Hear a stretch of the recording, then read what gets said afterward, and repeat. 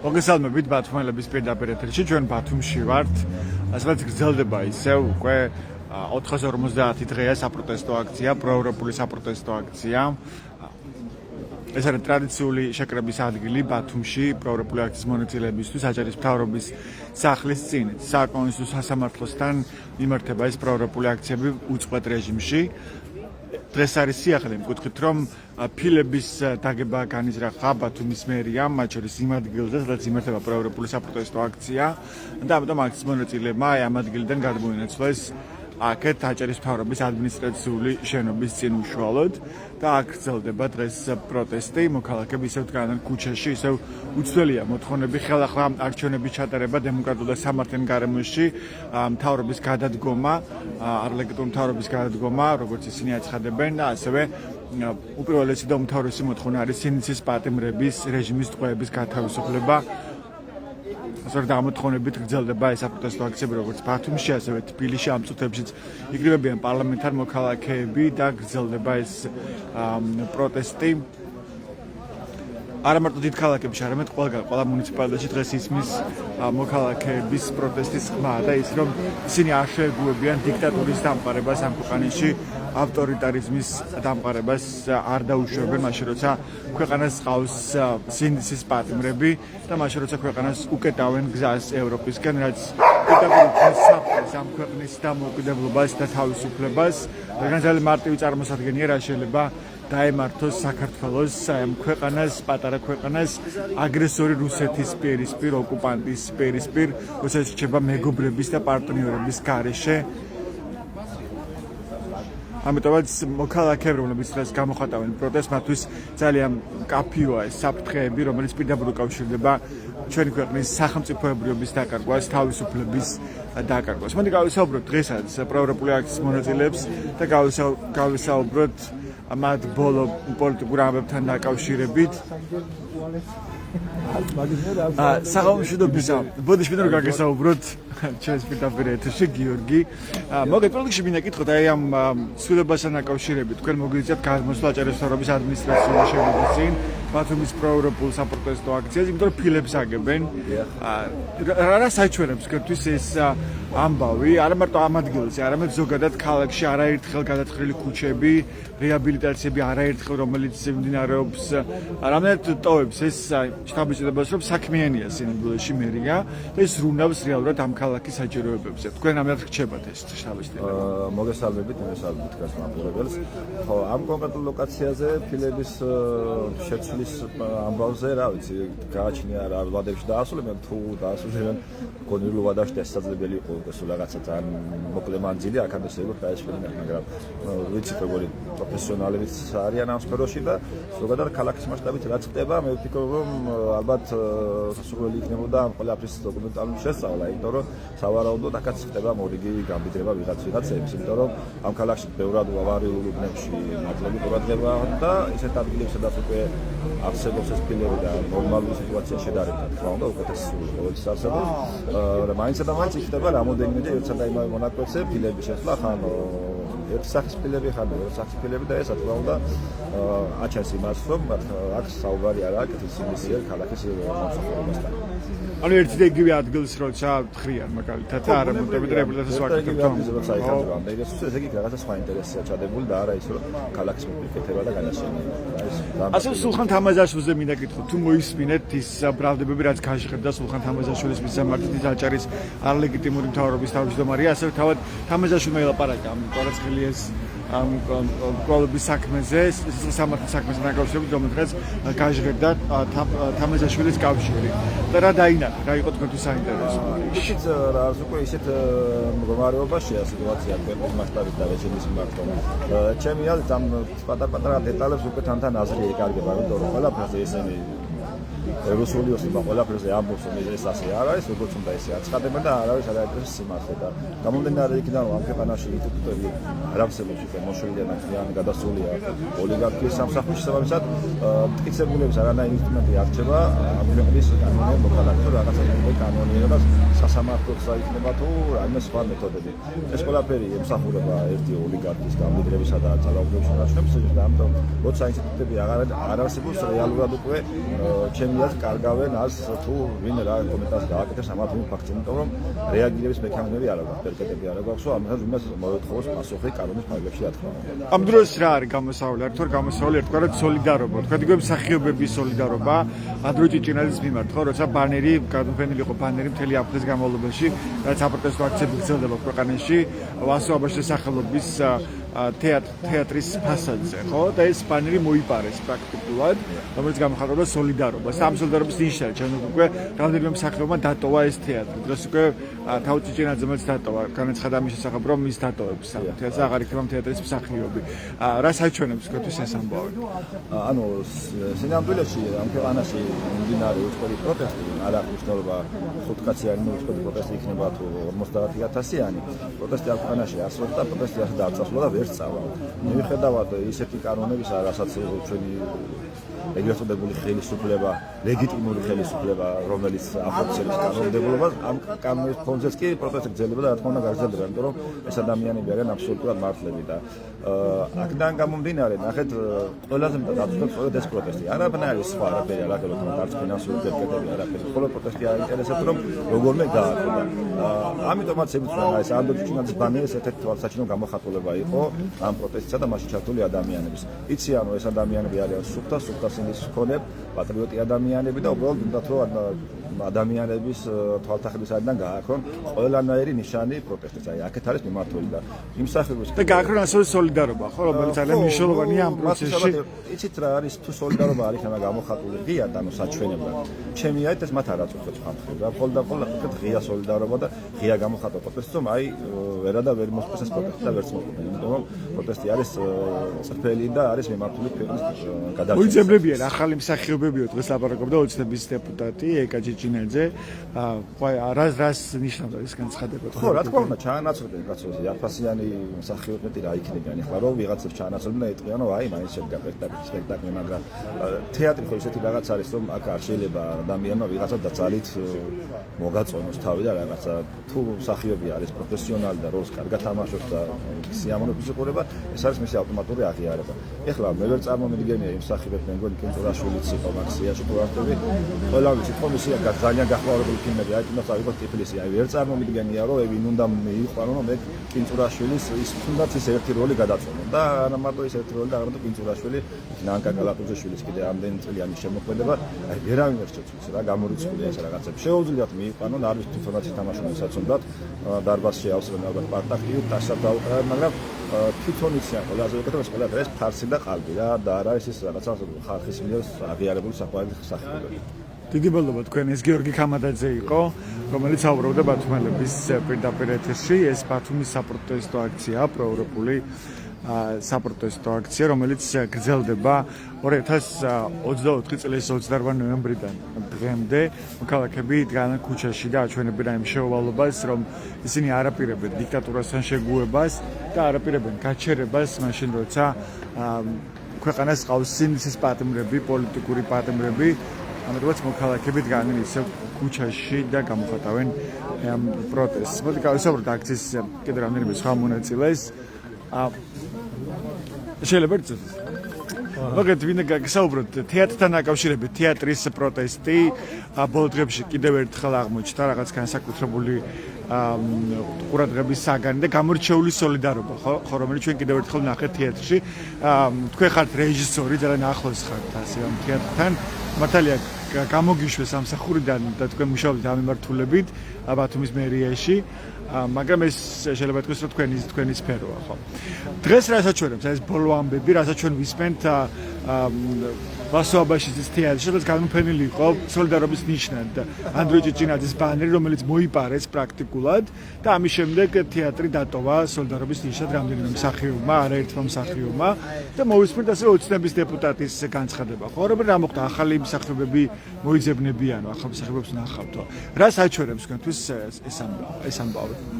ეს არის როგორც ქვეყანაში არის დიდი პროტესტი, მაგრამ ერთეულები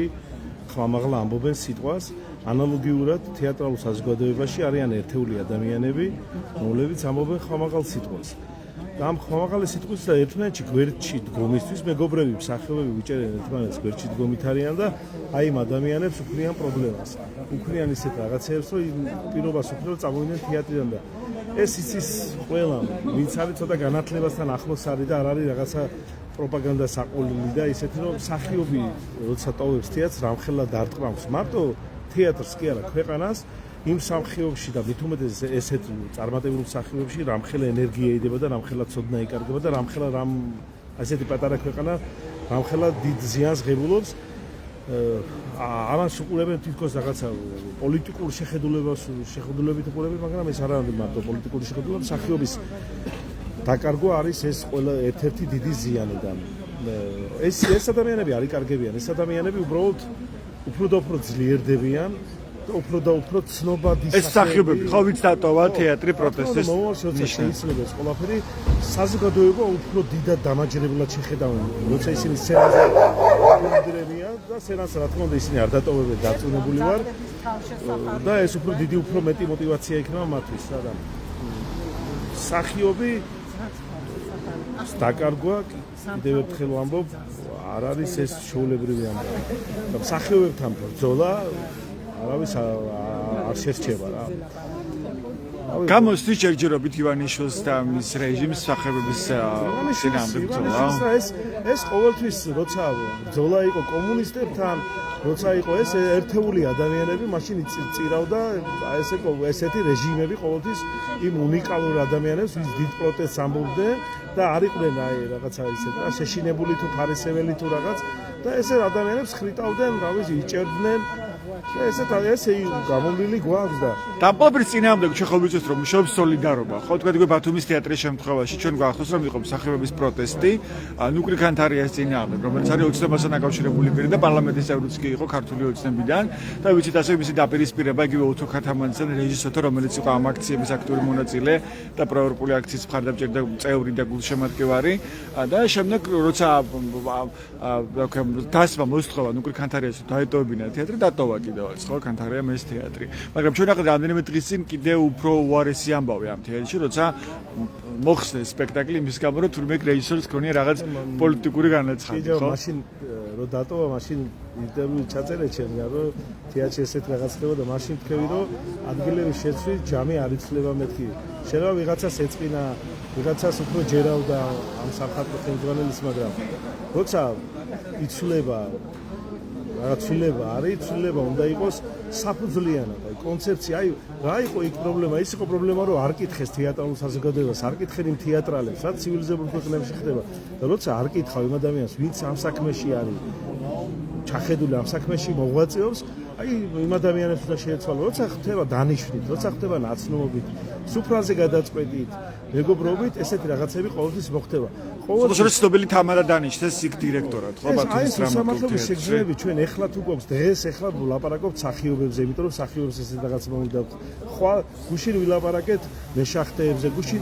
ეს ყოველსფეროს ეხება ყოველთვის მართალ სიმართლეს და სიმართლის მოყვარული ადამიანებს და მაშინ გამოსავალი რა არის საქართველოში სიმართლე იმარჯვებდა მაშინ როდესაც ეწირებოდნენ მაგალითად ზვიად გამსახურდია გამოვიარეთ რაღაცეები კიდევ ისე ვიწირება ადამიანები კიდე იწირება და ეს უნდა დასრულდეს უნდა იყოს რავალპარტიული უნდა იყოს ცივილიზებულად მოაზროვნე ხალხი განათლებული ადამიანები უნდა იყოს თავის ადგილას პარლამენტში უნდა იყოს პური მეპურემ უნდა გამოაცხოს და ასე ხელაში ესეთი ამ დღეში ვარ მეც ბევრ სამართლობებში ვარ ყოველთვის სამართლობა განცდა მაქვს ჩემს ქვეყანაში თუმცა ყოველთვის ვაკეთებ რაღაცა ვცდილობ რაღაცა სიახლეები გავაკეთო შემოვიტანო ბათუმში ეს განცდა სანამ იქნება და სანამ სიმართლე არ გაიმარჯვებს გამოყენებით არ იქნებიან ადამიანები ვიღაცას არ გამოიყენებს და მის ხარჯზე იცხოვრებს ავიცი რა, არ გვეშველება და ამისთვის ვაპროტესტებ და ამისთვის არის ამ ხალხში პროტესტი, უბრალოდ რაღაც არის მომენტი, რომ არ გამოდის ხალხი, რაღაც იყო შეცდომები, რომ დაუშვეს და ხალხს მან დაკარგა мотиваცია. მაგრამ მოხდება დარწმუნებული ვარ. რას ეტყობთ თქვენ დღეს ადამიანებს? უკვე წელიწადი და 3 თვეა პრაქტიკულად გრძელდება ეს პროტესტი, ხო? აი და მოქალაქეებიც შეიძლება სვამენ ამ შეკითხვას, რომ შეიძლება კი არის ეს საფრთხე, მაგრამ რამდენად შეიძლება იყოს პროტესტი და ქუჩაში დგომა რაღაც პოლიტიკური ცვლილებების საშუალებად. თქვენ რას ეტყობთ? გამოსავალი არ გაქვს და არ გისმენენ აპროტესტებ და გამოდიხარ ქუჩაში, ეს ხდებოდა და იქნება ეს ახალი ბორბალი არის, მოკლედ ახალი სიახლე ეს არის, რომ საქართველოში დამკვიდრა, რომ ამდენი ხანი არასდროს არ დგარ ადამიანები ქუჩაში. იმიტომ რომ ასეთი რამ არასდროს არ ყოფილა. თან წვიმაში, დარში, ყინვაში, თოვაში, ნებისმიერ ამინდში აქ რეგიონში გამოდის. აქ არის საპროტესტო აქცია. ეს პროპაგანდა, ეს ტელევიზიები, რომლებიც უდიდესი თანხები იხარჯება, ადამიანებს უკეთებენ აკარგინებენ იმეც კარგავს ადამიანები შიშია ზოგი შეიძლება ხვალ ბანკის ხვალ ვერ გადავიხადე რომ გამოვიდე და ესეთი რაღაცები არის, მაგრამ ყველა თავისი სიმართლე თქვას და თვეში ერთი აი ყველა ამბობს ათასობით ადამიანი რო იდგა აქ და სამწავიდაო ის არის პროტესტი ყველაში, მაგრამ თვეში ერთი მაინც უნდა გამოთქვა შენი პროტესტი, უნდა თქვა რომ ხელი არ შეუწყო. ანუ გო შაბათის მარშები, ხო რაც თბილისში ეწყობა ხალხმრავალი მარშები. ეს შეიძლება ჩვენთან არ ხდება, ბათუმი პატარა არის, მაგრამ უფრო და უფრო ღვივდება, უფრო და უფრო რაც უფრო დრო გადის, უფრო და უფრო ხალხი. თქვენ ასე ხედავთ, რომ პროტესტი კიდევ უფრო იზრდება და კიდევ უფრო დიდ მასშტაბს იწევს, ასე ხედავთ? ანუ პროტესტი ხალხში არის, უბრალოდ ცდილობენ რაღაც მომენტებით ტელევიზიები აკეთებენ ისეთ განცხადებებს, ისეთ რაღაცებს თანხებს ანაწილებენ ისეთ რაღაცებში, რომლითაც არეგულირებენ ხალხის ემოციას, ესე რომ თქვა ხალხში ნაწილობრივ რომ ხალხი არ იყოს გაბრაზებული, რომ გამოვიდეს ქუჩაში. დათესა შიში უცებ შემოიტანა ეს კანონი. რაღაც ნაწილი შეჩერდა მაგ დროს, შეეშინდა, ნაწილი რაცა დაკარგა იმედი, ნაწილმა დატოვა ქვეყანა ხო? ან ნიჰილისტურად განეწყო, რომ ვერაფერს ვერ შეუძლია. ეს მუშაობს ახლა აქ კი ზემოდან ახლა რუსეთში იმხელა ის აქვს კაკებესა და ავიც იმის გამოცდილება რომ ამ პროპაგანდას მუშაობს. აი რუსი რასაც ამბობს, ხო, ტელევიზიით თუ აკეთებენ შედარებას. ამბობს კრემლში რასაც ამბობენ, ის მერე იმიორებენ და ესე მიდის რა. მაგრამ ეს პროტესტი არ შეწყდება, იმიტომ რომ ხალხში გადაწყვეტილება მიღებულია, რომ ჩვენ არ დავყვით ფარხმალს და მარტო მე რომ რაც უნდა შემაშინო მაგალითად მე კი არა, ისეთი ადამიანები არიან, ვისაც 5 ომი გამოვლილი და ისეთი ადამიანები დგანან და რა ვიცი ზოგი საფრანგეთში ახლა მუშაობს ექიმები და რა ვიცი ისეთი ადამიანები, რომლებიც მარტო პრინციპულობაა ბოლოს და ბოლოს ეს ვთქვა და ახლა ბევრი ამბობს იდექი რამდენი ხანიც გინდაო, მაგრამ ნახოთ ჩვენს თავთან მართლები ვიქნებით, რომც დაგვიჭირონ, რომც დაგხრიტონ და ჩვენი შვილები და შვილთა შვილები იამაყებენ აი ამ საქციელით, რომ ჩვენ ქვეყნისთვის წინა თავს. განწირვლებია თავაროვად ჩვენი შვილები საღამოს არც გვინახია. წლები 2 წლის მანძილზე შვილებთან საღამოს გახვიდე გამოხვიდე არც გაგვიტარებია და ამისთვის ავიც ბოდიშის მოხდა შეგვიძლია უხად შვილებს, მაგრამ მიხვდებიან ისინი რისთვისაც ვერ გავატარეთ მათთან. ჩვენ ასე რომ ვთქვათ, იმადა თბილისში მით უმეტეს რამდენი ასობით ადამიანს თავი გადადებული აქვს და რათა უნდათ რესტორანი არ არის ჩვენი სტილი რაღაცა, მაგრამ უნდათ ხო დროის გატარება, უნდათ რაღაცა შემოსავალი და იმ დროს ენერგიას შენ ქვეყანას უთმო, იმიტომ რომ მომავალში არას კამისთვის ბრძოლობს ვინმე. არამედ ბრძოლობენ მომავალში. არამედ წესიერდა ევროპულ ქვეყანაში გვინდა ცხოვრება. დიდი მადლობა ეს ბახაზირებაძე იყო. მადლობა, ასეთია დღეს ბათუმის პროევროპული საპროტესტო აქციის მონაწილეების განწყობები ბოლო მოვლენებთან, ბოლო ამბებთან დაკავშირებით. დღეს როგორც გითხარით, ბათუმის საპროტესტო აქციამ გადმოინაცვლა აჭარის მთავრობის ადმინისტრაციული შენობის წინ, აქვე მობილიზებული პოლიცია ტრადიციულად. მანამდე ამ ტერიტორიაზე იდგნენ ბათუმის პროევროპული აქციის მონაწილეები, მაგრამ აქ ფილების დაწყობა გადაწყვეტა ბათუმის მერიამ და დროებით აქციის მონაწილეებმა გადმოინაცვლეს აი აქეთ აჭარის მთავრობის ადმინისტრაციული შენობის წინ. ასეთ იყო ბათუმელების პირდაპირი ჩართვა ამ დროისთვის, ეს სწორედ შეგვერდებს ბათუმელები ჯი და გაზეთი ჯი რომ მიიღოთ განახლებული და სანდო ინფორმაცია მოგყურებისთვის დროებით.